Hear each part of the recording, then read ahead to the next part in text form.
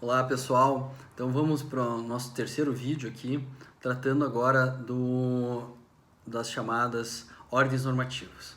Eu gosto muito de um autor português chamado José de Oliveira Assunção, que fala que, pelo menos no mundo ocidental, nós podemos pensar em 4 ordens normativas. Isto é, no mundo da cultura, nós teríamos pelo menos 4 ordens que regulamentam, que tratam de regular as condutas humanas. Então, quais seriam essas 4 ordens?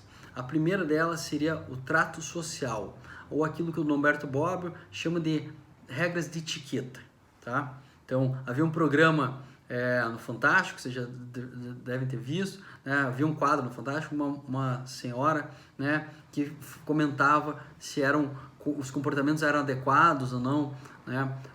Falava se determinada roupa era adequada para uma ocasião ou não. Ela tratava ali de normas de etiqueta, né? De boas maneiras, também conhecido coloquialmente. Então, falar bom dia, boa tarde, boa noite, pedir por favor, agradecer com obrigado ou muito obrigado, né? Essas são pequenas regras, né, de etiqueta social. Em regra, né, existe uma série de regras de etiqueta. Você pode até comprar um livro, né, de etiqueta sobre como se portar, desde que daí tem uma série de questões muito refinadas, né, como se vestir, talheres, né, como usar os talheres em determinadas situações sociais, jantares, etc. Mas o que é importante ter claro aqui? Essas regras, elas existem em regras, elas não são escritas, né, elas são difusas, elas são espalhadas entre as pessoas, e a sanção delas, em regra, é baixa, mas é uma punição, né? A sanção aqui entendida como negativa, né? Como já comentei em outro vídeo, né? Como uma punição baixa, se nós pensarmos, mas é uma sanção que tem uma característica muito peculiar, que geralmente pode ser a fofoca, né? A fofoca, espalhar boatos, é de ser uma forma de punir as pessoas, ou às vezes a pessoa, hoje em dia existem outros meios, né, no mundo digital, você pode ser excluído do grupo do WhatsApp, você pode não ser incluído no grupo do WhatsApp, né?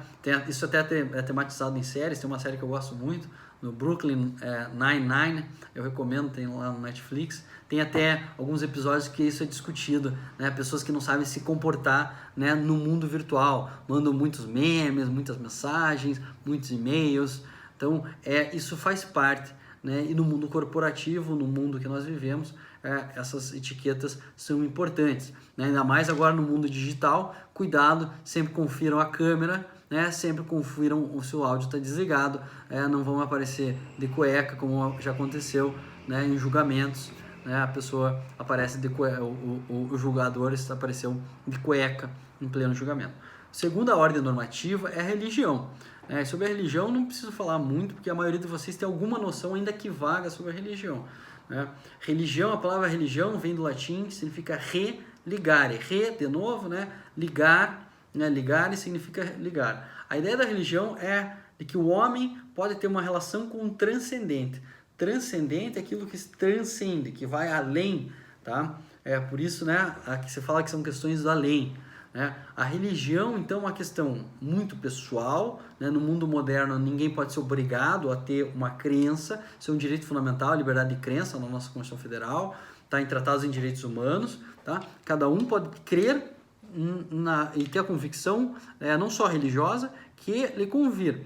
Tá? Isso não significa que a pessoa pode publicamente, por exemplo, ela acredita em algumas coisas, por exemplo, ela acredita em violações de direitos humanos e quer defender isso publicamente. Isso a pessoa não pode.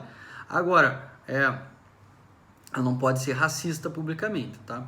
Então, a gente tem que tomar cuidado, tá? Porque existe uma esfera da religião que é uma esfera privada na qual a pessoa exerce a sua religião.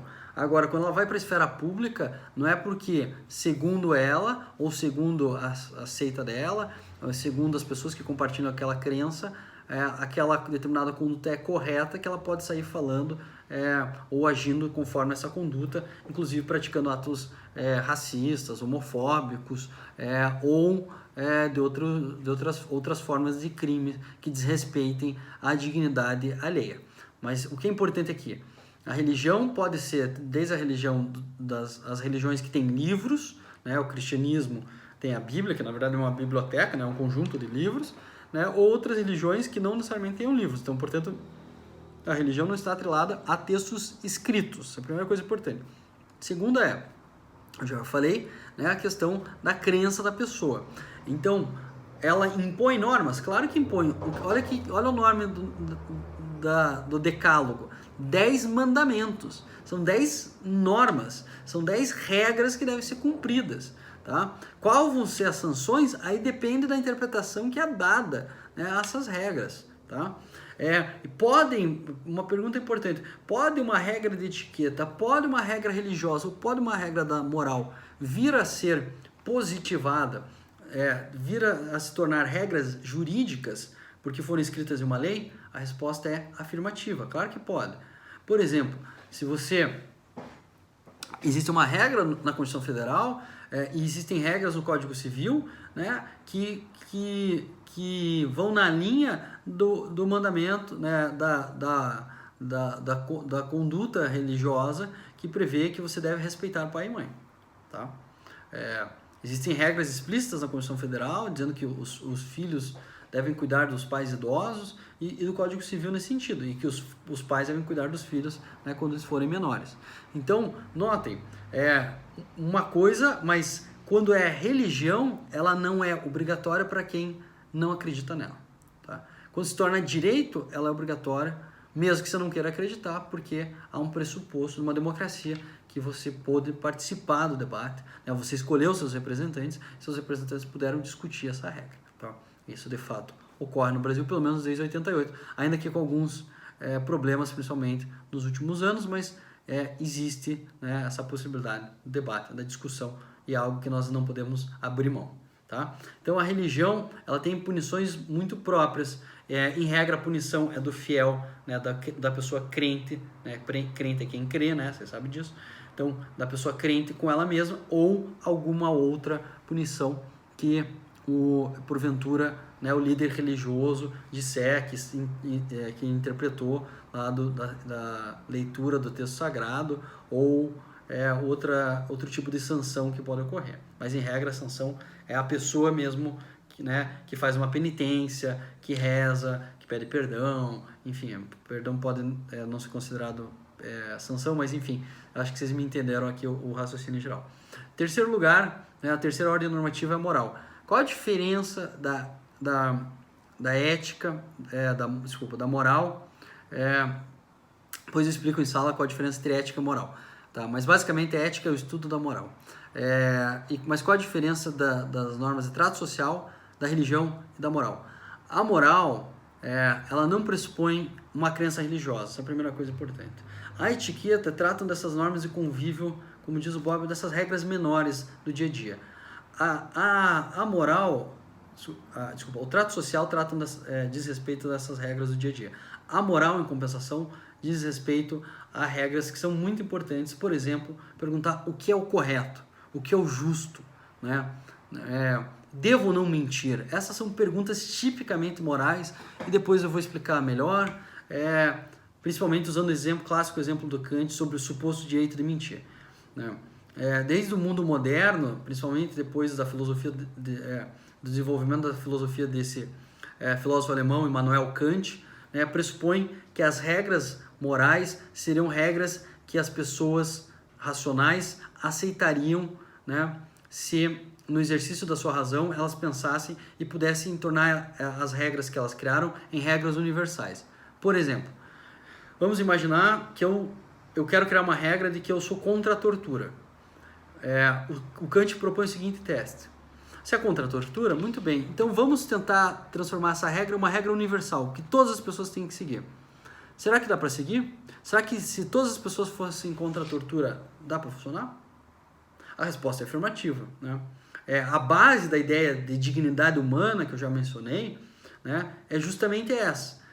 Inclusive o Kant tem uma frase famosa, né, que ele afirma no Fundamentos da Metafísica dos Costumes, que ele diz que as coisas têm preço, as pessoas, dignidade. Então, as coisas podem ser negociadas, as pessoas não. O tempo das pessoas que elas querem dispor para trabalhar até pode ser negociado. Agora, a dignidade delas, a integridade física delas, jamais. Isso não pode ser negociado.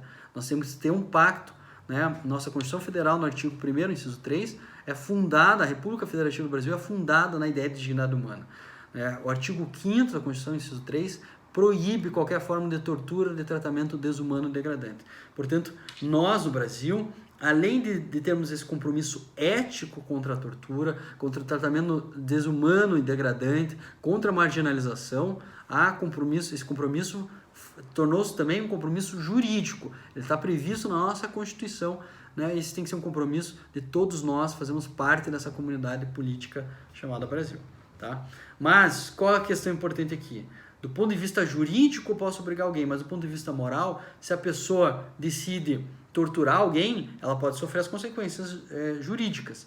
Mas se ela não acredita, tá, que torturar alguém é ruim, que é moralmente ruim, ela pode ser punida do ponto de vista jurídico, mas a punição da moral é uma punição interna, né? O famoso remorso, ou também conhecido como, dependendo do caso, né, ressaca moral. Tá? O remorso, a preocupação, né, é uma das formas principais de sanção moral, tá? De punição na moral.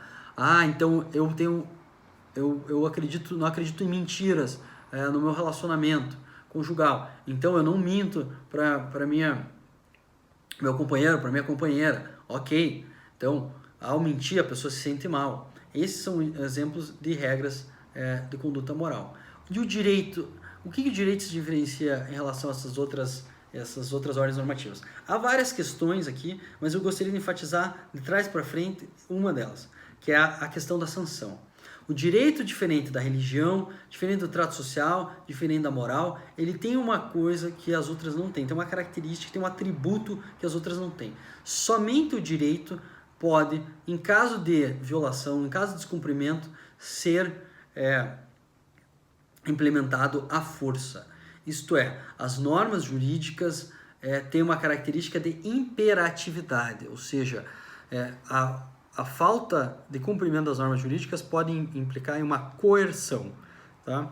A coerção é o uso da força e só o direito, no mundo moderno, está autorizado, numa sociedade, a utilizar-se da força para fazer cumprir suas regras. E, aliás, só o Estado, que é o representante, que age em nome do direito, né, através do Poder Judiciário, através das suas polícias, por exemplo, só pode punir utilizando-se da força. E sempre, notem, de novo a palavra sempre, nos estreitos limites do direito. Então, se o Estado diz que é possível agir com força, por exemplo, um policial pode agir com força, desde que respeitadas as regras jurídicas. Eu posso explicar depois no atendimento melhor quais são, né, as consequências disso na prática, mas é importante entender isso. Quem age com excesso de força age abusando do direito, age em abuso de direito ou abuso de autoridade e pode ser e deve ser punida. No Estado Democrático de Direito, né, o limite é a lei, é a Constituição Federal, é a legalidade, tá? Mas não se iludam que a força é só a força física, tá? A pessoa pode sofrer uma sanção, por exemplo, ao perder um processo e ter um bem penhorado, digamos que ela tenha o seu relógio penhorado, tá? Se for um relógio de grande valor, não é o caso do meu. Digamos que ela tenha o seu carro penhorado, tá? Porque ela não pagou o seu contrato de alienação fiduciária, faltaram algumas parcelas. Então, as penas econômicas podem ser formas de sanção também, e são imperativas. As bibliotecas universitárias do Instituto Federal, por exemplo, não existe mais a sanção pecuniária, mas existe você ficar sem 1 ou 2 dias, né, dependendo de quantos forem os dias de atraso, sem poder emprestar livro. Isso é uma forma de sanção. Se você estiver escrevendo seu trabalho de conclusão de curso, uma monografia, ou querendo estudar para uma prova, essa é uma sanção muito mais grave, às vezes, do que pagar uma multa de R$2, R$1, como era antigamente. Ok? Então, era isso. Acho que nós já avançamos bastante. Agradeço a atenção de vocês e vamos em frente. Obrigado.